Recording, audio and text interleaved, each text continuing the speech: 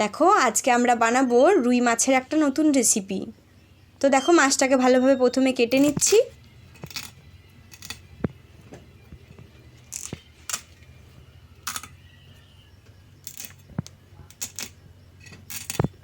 দেখো মাছটাকে ভালোভাবে কেটে নিচ্ছি।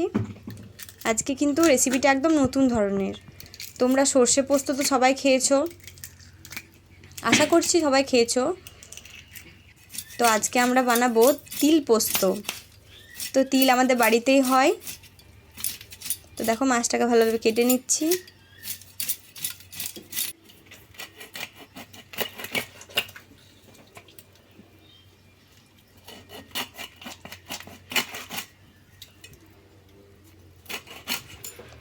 দেখো মাছ কাটা আমাদের হয়ে গেছে। মাছটাকে ধুয়ে ভালোভাবে রেখেছি। দেখো আমাদের বাড়িতে যে তিলটা হয় সেই তিলটা নিয়েছি এবং পোস্ত ও কাঁচা লঙ্কা নিয়েছি। দেখো তিল, পোস্ত এবং কাঁচা লঙ্কা আমরা বেটে নেব শিলে।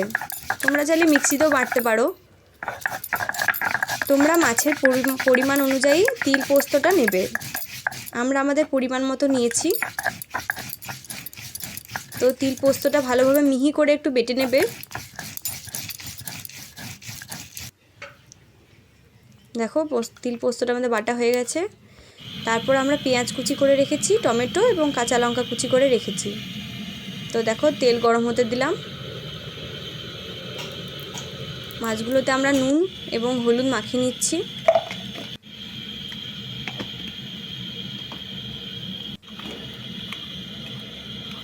দেখো মাছগুলো এবার একটা একটা করে গরম তেলে আমরা ভেজে নিচ্ছি। এই রেসিপিটা কিন্তু একদম নতুন ধরনের। তোমরা বানিয়ে বাড়িতে খাবে, দেখবে একদিন চেটে সবাই ভাত খাবে। দেখো মাছগুলো ভাজা হয়ে গেছে লাল লাল করে। আমরা তুলে রাখছি মাছগুলোকে। ওই মাছ ভাজা তেলেই আমরা ফোড়ন দিচ্ছি, 5 ফোড়ন ও শুকনো লঙ্কা। দেখো 5 ফোড়ন শুকনো লঙ্কা দিয়ে দিচ্ছি। তারপর পেঁয়াজ কুচি করে রেখেছিলাম, সেই পেঁয়াজ কুচিটাকেও দিয়ে দিচ্ছি। পেঁয়াজ কুচিটা দিয়ে তারপর ভালোভাবে কষিয়ে নিতে হবে পেঁয়াজটাকে লাল লাল করে। এর মধ্যে আমরা টমেটো কুচিটাও দিয়ে দিলাম, টমেটো কুচি করে রেখেছিলাম। ভালোভাবে টমেটোটাকেও কষিয়ে নিতে হবে ভালো করে। তারপর আমরা যে তিল পোস্তটা বেটে রেখেছি কাঁচা লঙ্কা সমেত, সেটা দিয়ে দিলাম। ওটা দিয়েও ভালোভাবে তোমরা কষিয়ে নেবে একটু জল দিয়ে দিয়ে। দেখো এর মধ্যে আমরা পরিমাণ মতো হলুদ এবং নুন দিয়ে দিচ্ছি, লবণ।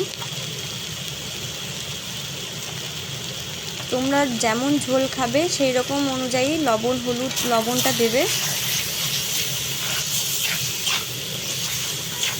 দেখো একটু জল দিয়ে দিয়ে ভালোভাবে কষিয়ে নিতে হবে।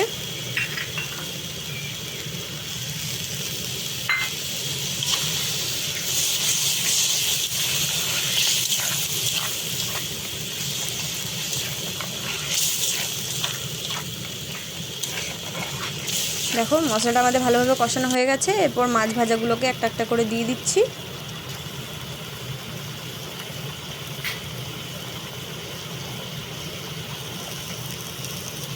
মাছ ভাজাগুলো দিয়ে ভালোভাবে মাখিয়ে নিতে হবে মশলাটার সাথে 1 থেকে 1.5 মিনিট মতো। তারপরে তোমরা তোমাদের পরিমাণ মতো জল দিয়ে দেবে।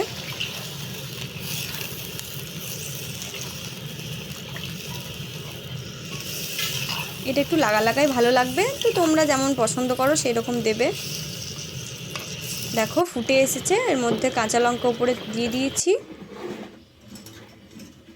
দেখো গরম ভাতের সাথে এটা দুর্দান্ত একটা রেসিপি।